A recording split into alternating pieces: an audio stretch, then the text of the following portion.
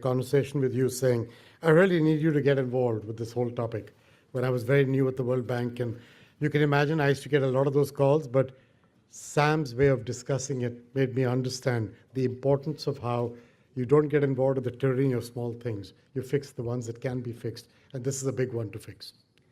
This whole issue of lead is a pervasive threat. We've all discussed it. Factories, mines, spices, tea, water pipes, cosmetics, toys, it's all over the place. Lead paint is still widespread in many regions. We know the impact is devastating. We've all talked about the impact on children. The president of Malawi said it really well. When you impact your children, you impact the entire future of your country. However, this is a solvable problem. And we've addressed similar environmental challenges before, like removing lead from petrol or eliminating CFCs to repair the ozone layer. What's needed now is, of course, collective action, but what also needed is political commitment and I think a few innovative partnerships. And I think if you do that well, we can make real progress. Momentum is growing.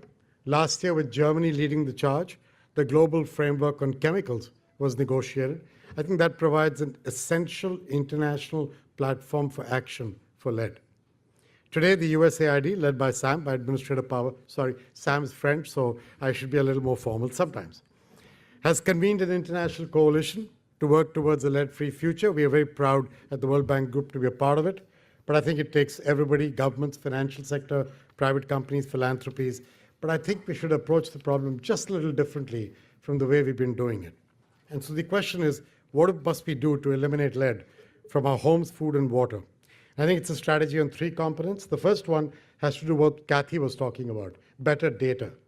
It is basically essential to support countries in identifying the communities most exposed to lead and then determine the source of that exposure, because then you can kind of target it properly. For example, in Senegal, where lead contamination is widespread, right now we are strengthening the health system by equipping the Poison Control Center with lead detection capabilities, and a simple solution that we can replicate globally through the work we're doing on healthcare, and Tedros and I are doing a lot of work together on this. Next, we need to safeguard future generations from lead. So removing lead from consumer products to me is central to this objective. This requires government interventions. We think we have some experience in this. We can go back decades, including the conversation that Inga and Tedros were having with Sam on taking lead out of gasoline. There's no reason why you can't do the same for consumer products. We help to write those regulations in every government with the incentives and the programs we run. We can be a part of that change in the coming period with lead regulations as well. Lastly, I think we must remediate existing contamination. Whether by replacing lead fittings in water pipes or creating safe battery recycling infrastructure, I think remediation is crucial because a lot of stuff has already been done with lead. Getting it out is as important. And that's tedious. It's block by block work. It's going to be expensive unless we do it a little creatively. One way we're working towards this goal is to identify pipes that are already being dug up to repair leaks, what we call reducing non-revenue water, and ensure that they are replaced with lead-free alternatives. So you piggyback on existing infrastructure projects. We can keep costs down. We can address multiple issues simultaneously. In this case, both water preservation and lead abatement. We have solutions, but there's a lot of work to do. It's going to need scale. It's going to need pushing. In the coming months, we are going to take this to Bangladesh and Pakistan. In fact, in these two countries, we plan to put a total of $500 million to work on securing their water pipelines. While doing that, we will do the lead abatement work that we were just talking about. A lot of this money will come through the International Development Association.